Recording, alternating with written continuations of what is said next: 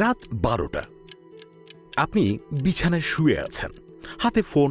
আপনার প্ল্যান ছিল একটা প্রোডাক্টিভ ভিডিও দেখবেন, হয়তো খালিদ ফারহানের কিভাবে মাসে 50,000 টাকা আয় করা যায়, হয়তো একটা স্কিল শিখবেন, হয়তো ক্যারিয়ার নিয়ে কিছু জানবেন।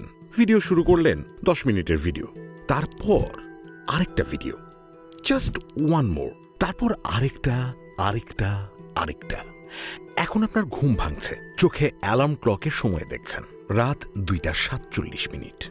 হাতে এখনো ফোন, ব্যাটারি 12%, চোখ জ্বালা করছে, ঘাড়ে প্রচন্ড ব্যথা, আর স্ক্রিনে সালমান মুক্তাদির শিহরণ বিষয়ক উপদেষ্টার সেন্সেশনাল মার্কেটিং করছে। আপনি মনেই করতে পারছেন না কিভাবে এখানে এলেন, কখন খালিদ ফারহান থেকে সালমান মুক্তাদিরে জাম্প করলেন, মাঝে আর কি কি দেখলেন। প্রায় 3 ঘন্টা হয়ে গিয়েছে। তো আপনি কি শিখলেন? কিভাবে 50,000 টাকা আয় করতে হয়? না। আচ্ছা, সত্যি করে কি আপনার সাথে এমনটা হয়েছে? আপনি কি জানেন এটাই হচ্ছে ব্রেইন রট, একটা $10 বিলিয়ন ইন্ডাস্ট্রি যা ডেলিবারেটলি ডিজাইন করা হয়েছে আপনার সময়, আপনার অ্যাটেনশন, আপনার পোটেনশিয়াল চুরি করার জন্য। অক্সফোর্ড ডিকশনারি 2024 সালে ব্রেইন রটকে তাদের ওয়ার্ড অফ দ্য ইয়ার বানিয়েছে। এটা আর শুধু ইন্টারনেট স্ল্যাং না, এটা একটা রেকগনাইজড সাইকোলজিক্যাল ফেনোমেনন। এখন আপনাদের সামনে 2টা ইউটিউব ভিডিওর থাম্বনেইল তুলে ধরা হবে। একটা থাম্বনেইল আমাদের দ্য সাইলেন্ট চ্যাপ্টারের, যেটার টাইটেল মধ্যবিত্ত ট্যাগ থেকে বেরিয়ে আসার উপায়। দ্বিতীয় থাম্বনেইলটা হলো প্র্যাঙ্ক কিং এন্টারটেইনমেন্ট চ্যানেলের, যেটার টাইটেল টিডিং টিডিং পমপম। এখন প্রশ্ন হলো, এই 2টা ভিডিওর মধ্যে সাধারণ দর্শকরা কোন ভিডিওতে ক্লিক করবে বলে আপনার মনে হয়? উত্তরটা খুবই সোজা, 90% মানুষই দ্বিতীয় ভিডিওতে ক্লিক করবে। কেন? মানুষের মস্তিষ্ক স্বাভাবিকভাবেই এমন কন্টেন্টের দিকে ঝোঁকে যেটা কম কগনিটিভ এফোর্টে বেশি ডোপামিন রিলিজ করে।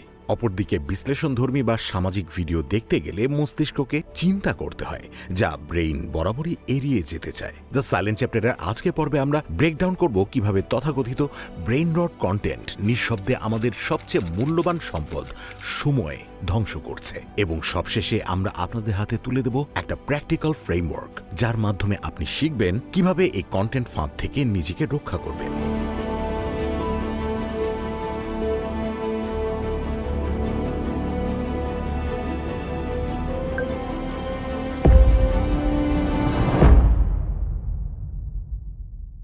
দ্য গার্ডিয়ানের 2024 সালের একটা প্রতিবেদনে উঠে এসেছে, নতুন একটা ইউটিউব চ্যানেলের কাছে রেকমেন্ড হওয়া 500টা ভিডিওর মধ্যে 20%-এরও বেশি ছিল AI generated her brain rot type content. আমি লেবু, আমি এখন পুরোই ভিআইপি। সাইডে জাদুঘরে রাখা উচিত। বেগুনি ছাড়া কি আমাকে বাঙালি খেলে খেলে আমি তোমার দূর রক্ত কইরা শর্করা দিবি। হঠাৎ বাড়িয়ে দেই রে। ইফতারে আমাকে খেও না রে, আমি মুড়ি মাখা। কিন্তু বাংলাদেশে রিয়ালিটি আরও ভয়াবহ। বাংলাদেশ টেলিকমিউনিকেশন রেগুলেটরি কমিশন বা বিটিআরসির 2025 সালের সর্বশেষ ডিজিটাল মিডিয়া কনজাম্পশন রিপোর্ট অনুযায়ী একজন বাংলাদেশি তরুণ প্রতিদিন গড়ে 6 থেকে 8 ঘন্টা সময় কাটাচ্ছে সোশ্যাল মিডিয়ায়। এর মধ্যে 65% সময় যায় শুধুমাত্র ফেসবুক রিলস, টিকটক আর ইউটিউব শর্টসে। আর সবচেয়ে viewed content prank videos, cringe comedy আর প্রেম প্যারা, 18+ ওয়েব সিরিজ, ক্লিকবেট টাইটেল সহ নাটক। মানুষ এই ধরনের কন্টেন্টে কতটা অভ্যস্ত হয়ে গিয়েছে তা বোঝার জন্য একটা সমীকরণই যথেষ্ট। বর্তমান সময় অনুযায়ী প্র্যাঙ্ক কিং এন্টারটেইনমেন্ট চ্যানেলের সর্বমোট ভিউ প্রায় 2.46 বিলিয়ন। এখন যদি খুব রক্ষণশীল হিসাবেও ধরে নিই, প্রতিটি ভিউতে একজন দর্শক গড়ে মাত্র 1 মিনিট সময় দিয়েছে, তাহলে মোট সময় দাঁড়ায় প্রায় 4,677 বছর। আরেকভাবে দেখলে বিষয়টা আরো স্পষ্ট হয়। বর্তমান পৃথিবীর মোট জনসংখ্যার ধরে হিসাব করলে এই ভিউ সংখ্যার সমান কন্টেন্ট দেখতে হলে পৃথিবীর প্রায় 27.3% মানুষকে অন্তত একবার করে এই ভিডিওগুলো দেখতে হবে। এখানে শুধু প্র্যাঙ্কিং এন্টারটেনমেন্টই একমাত্র উদাহরণ নয়, চারপাশে তাকালেই দেখবেন একের পর এক এমন কন্টেন্ট। সিএমভি স্ক্রিন চ্যানেলের হ্যালো লেডিজ, ইগল মিউজিকের বাবু খাইসো গান, সমকামিতাকে প্রমোট করা জোভানের রূপান্তর নাটক।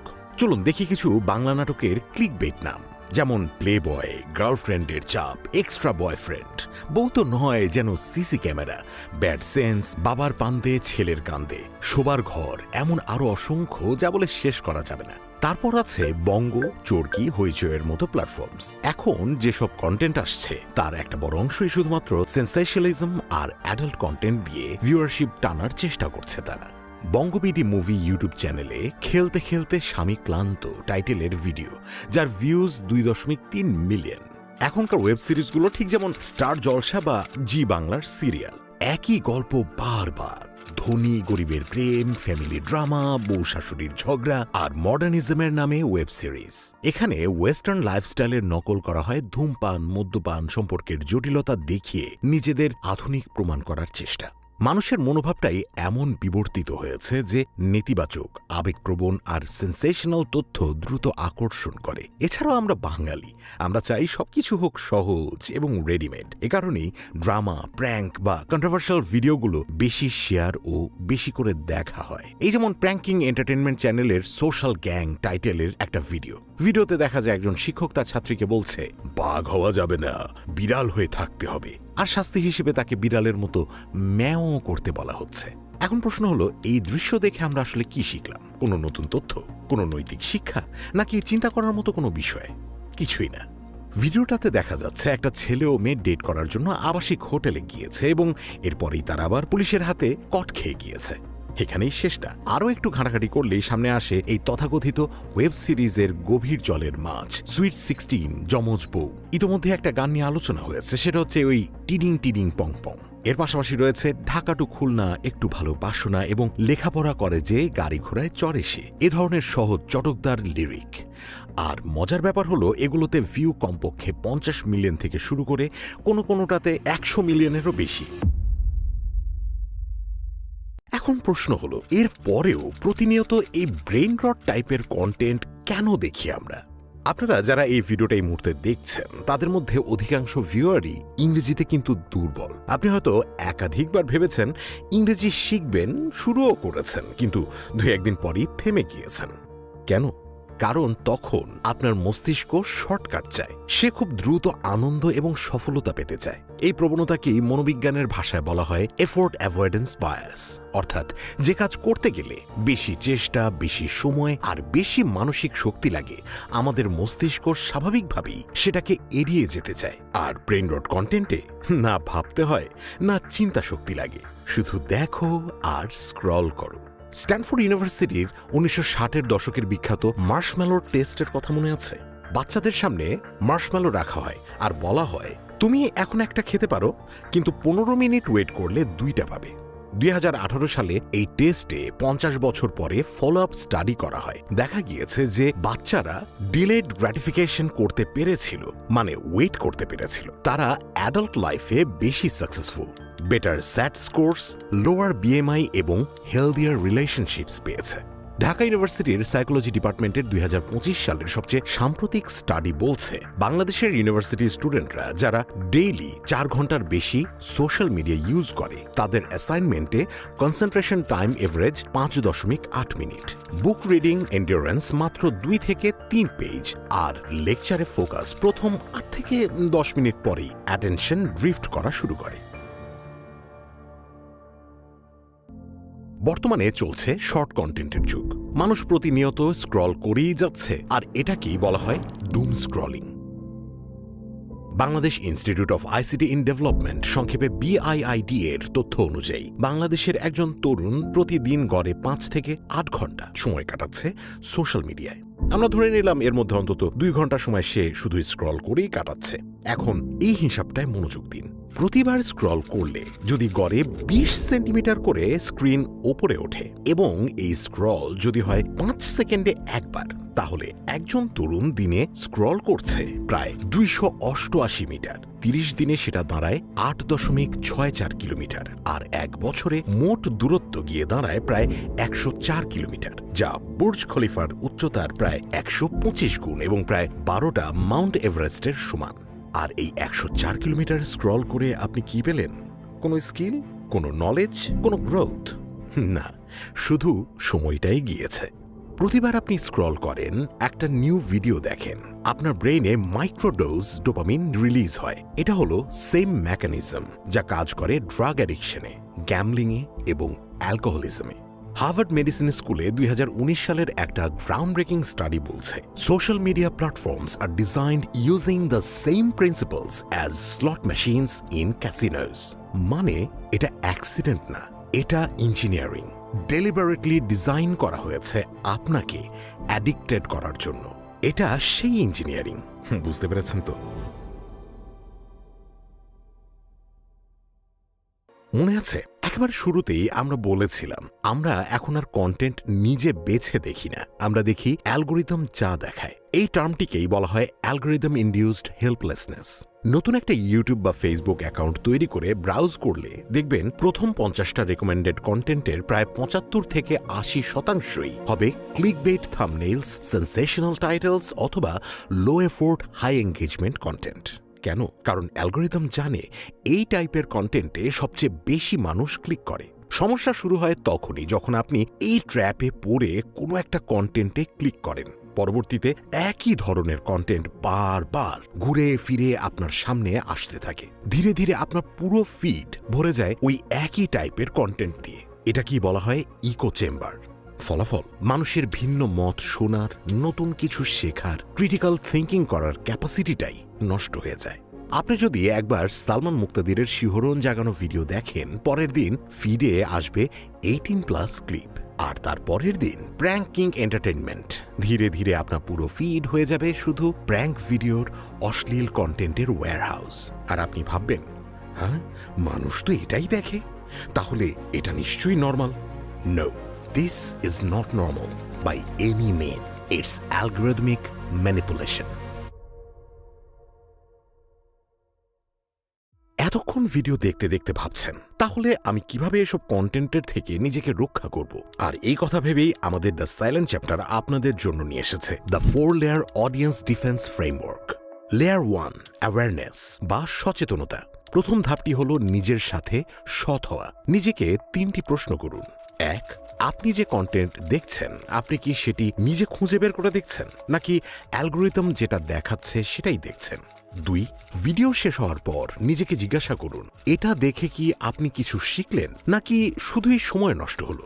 3, আপনি কি এই কন্টেন্ট 3 মাস পরেও মনে রাখবেন? এটা কি আপনার জন্য জরুরি? সচেতনতা ছাড়া কোনো পরিবর্তন হয় না। আপনার মোবাইল ফোনের সেটিংয়ে গিয়ে দেখে নিন আজকে আপনি কোন অ্যাপসে বেশি সময় দিয়েছেন, উইকলি কোন অ্যাপসে বেশি সময় দিয়েছেন সেটাও পর্যালোচনা করুন। লেয়ার 2, ফ্রিকশন বা বাধা তৈরি করা। অ্যালগোরিদম এবং সোশ্যাল মিডিয়া প্ল্যাটফর্মস চায় সবকিছু যেন ফ্রিকশনলেস হয়। এক ভিডিও শেষ তো সঙ্গে সঙ্গে আরেকটা। এখানে আপনাকে করতে হবে ঠিক এর উল্টোটা, আর সেটা হচ্ছে 1, ফেসবুক ইউটিউবের সেটিংয়ে গিয়ে ভিডিও অটোপ্লে বন্ধ করুন। 2, নোটিফিকেশন সাউন্ড অফ রাখুন। নোটিফিকেশনস হলো অ্যাটেনশন হাইজ্যাকার্স। জরুরি অ্যাপস যেমন কলস, মেসেজেস ছাড়া সব নোটিফিকেশনস মিউট করুন। 3, দ্য 5 সেকেন্ড রুল। প্রতিটি শর্ট বা রিল দেখার আগে নিজেকে 5 সেকেন্ড থামান। এই 5 সেকেন্ডেই আপনার ব্রেইনের প্রিফ্রন্টাল কর্টেক্স অ্যাক্টিভেট হবে। আপনি বুঝতে পারবেন কোনটা ব্রেইন রট, কোনটা কোয়ালিটি কন্টেন্ট। 3, রিপ্লেসমেন্ট বা প্রতিস্থাপন।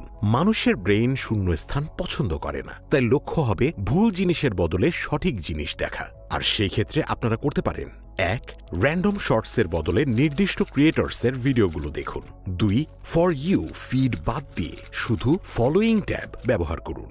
3, দিনে অন্তত একটা লং ফর্ম ভিডিও দেখুন যেটা আপনাকে নতুন কিছু শিখতে সাহায্য করে। আর এরকম ভাবে 30 দিনের কন্টেন্ট ডায়েট প্ল্যান তৈরি করুন। প্রথম 2 সপ্তাহ সব ব্রেন রট চ্যানেলস আনফলো করুন, নট ইন্টারেস্টেডে ক্লিক করুন, স্ক্রিন টাইম ট্র্যাক করুন। তৃতীয় এবং চতুর্থ সপ্তাহে কোয়ালিটি চ্যানেলস থেকে 2 থেকে 3টা ভিডিও দেখুন, শেষ পর্যন্ত দেখবেন এবং লাইক আর কমেন্ট করবেন। আর এর ফলে আপনার ফিড সম্পূর্ণভাবে ট্রান্সফর্ম হয়ে যাবে। এখন চলুন আমরা জানি 4 নম্বর লেয়ারের কথা, আর সেটা হচ্ছে কন্ট্রোল বা নিয়ন্ত্রণ নেওয়া। আপনারা কি জানেন যে কন্ট্রোল করার মাধ্যমে আপনি নিজেই অ্যালগোরিদমকে ট্রেন করতে পারবেন? নেগেটিভ সিগন্যালস যেগুলো ব্রেন রট, নট ইন্টারেস্টেডে ক্লিক করুন আর স্কিপ করে যান। ডোন্ট রেকমেন্ড চ্যানেল, সেটাও আপনারা সিলেক্ট করতে পারেন। পজিটিভ সিগন্যালস যেগুলো কোয়ালিটি কন্টেন্ট, সেগুলোতে লাইক করুন, কমেন্ট করুন, শেষ পর্যন্ত দেখার চেষ্টা করুন। অ্যাক্টিভ সার্চ, প্রয়োজনীয় ভালো কন্টেন্ট নিজে সার্চ করুন। অ্যালগোরিদম বুঝবে যে এই ইউজার জানে যে সে কি চায়। এখন চলুন আমরা জেনে নিই কিভাবে আপনি 14 দিনের অ্যালগোরিদম রিসেট চ্যালেঞ্জ সম্পন্ন করবেন। প্রথম সপ্তাহ প্রতিটা ব্রেন ডট কন্টেন্টে নট ইন্টারেস্টেড দেবেন, কোনো এঙ্গেজমেন্ট দেবেন না। দ্বিতীয় সপ্তাহে এডুকেশনাল ক্রিয়েটর সার্চ করুন, তাদের 3টা করে ভিডিও শেষ পর্যন্ত দেখুন, লাইক আর কমেন্ট করবেন। মাত্র 1 থেকে 2 সপ্তাহের মধ্যেই দেখবেন আপনার ফিড সম্পূর্ণভাবে পরিবর্তন হয়ে যাবে। তখন আর আপনি অ্যালগোরিদমের শিকার না, আপনি তার ট্রেনার। এটা ইম্পসিবল কিন্তু না, আপনিও পারবেন। শুধু দরকার ডিসিশন আর কনসিস্টেন্সি। তাই আজ থেকেই শুরু করুন। 1. Public commitment. কমেন্টে লিখুন, আমি আজ থেকে এই চ্যানেলের নেম আনফলো বা আনসাবস্ক্রাইব করছি। এটা পাবলিক কমিটমেন্ট, এতে অ্যাকাউন্টেবিলিটি তৈরি হয়। 2. শেয়ার করুন। এই ভিডিওটা শেয়ার করুন কমপক্ষে 3 জন বন্ধুর সাথে, কারণ তারাও একই সমস্যায় ভুগছে। একসাথে চেঞ্জ হওয়াটা অনেক বেশি ইজি। 3. Screen time challenge. পরবর্তী 7 দিন প্রতিদিন স্ক্রিন টাইম ট্র্যাক করুন, স্ক্রিনশট নিন, কমেন্ট সেকশনে শেয়ার করুন। আমরা একসাথে একটা কমিউনিটি তৈরি করব। মনে রাখবেন, you are not the product, your attention is. So take it back. আপনার সময়, আপনার মনোযোগ, আপনার পটেনশিয়াল, এগুলো আপনার সবচেয়ে মূল্যবান অ্যাসেট। এগুলোকে ব্রেন ডট কন্টেন্টের কাছে বিকিয়ে দেবেন না। অ্যালগোরিদম আপনাকে কন্ট্রোল করবে নাকি আপনি অ্যালগোরিদমকে কন্ট্রোল করবেন, ডিসিশনটা আপনার। And don't forget, behind every silence, there is a story.